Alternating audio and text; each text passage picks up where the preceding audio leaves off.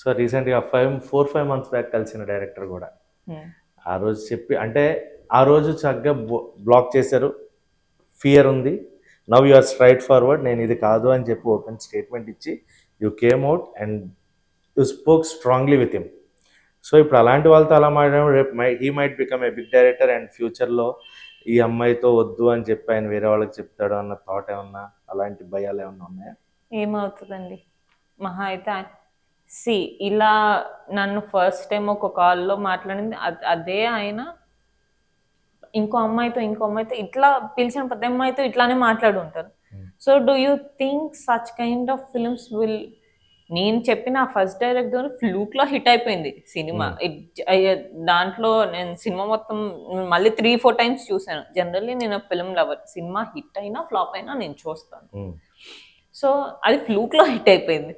So that's చాలా big statement ఇది. తర్వాత డైరెక్టర్ అనేది మీరు ఎలాగో చెప్పరు, మేము అడగం, అది వేరే విషయం.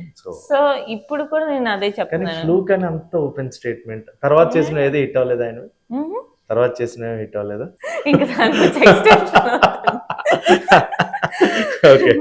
ఓకే. సో నేను చెప్పేది అదే, ఫస్ట్ డెబ్యూ ఫిలిం అన్నప్పుడు జనరల్గా ఎనీవన్ ఒక ఆర్టిస్ట్ కానీ డైరెక్షన్ ఫస్ట్ ఫిల్మ్ కి డైరెక్టర్ అవనివ్వండి, ఫస్ట్ ఫిల్మ్ కి ప్రొడ్యూసర్ అవనివ్వండి, ఎనీథింగ్ వాళ్ళ ఫస్ట్ ఫిలిం అన్నప్పుడు వాళ్ళు 100% పెట్టాలి దానికి.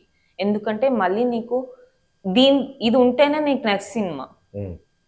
ఇది పోయింది అనుకోండి, దట్ మేబీ ఆర్టిస్ట్కి అంత ఎఫెక్ట్ అవుతుంది లేదు నాకు తెలీదు, కానీ డైరెక్టర్కి ప్రొడ్యూసర్కి అయితే అవుతుంది కదా.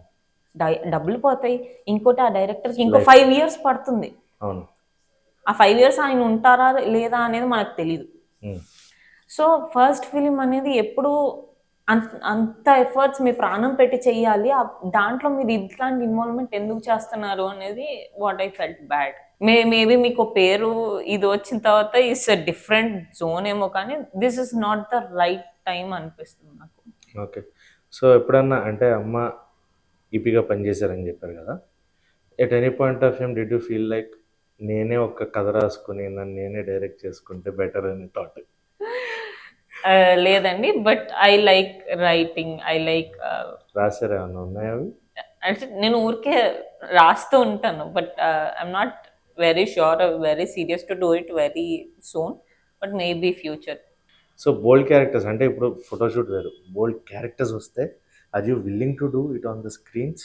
1 year బ్యాక్ ఇట్లానే ఒక ఫిలిం వచ్చింది, బట్ దాంట్లో చాలా బూత్లు వచ్చేసరికి జనాలు ఎందుకు వచ్చి థియేటర్లో చూస్తారు అనిపించింది.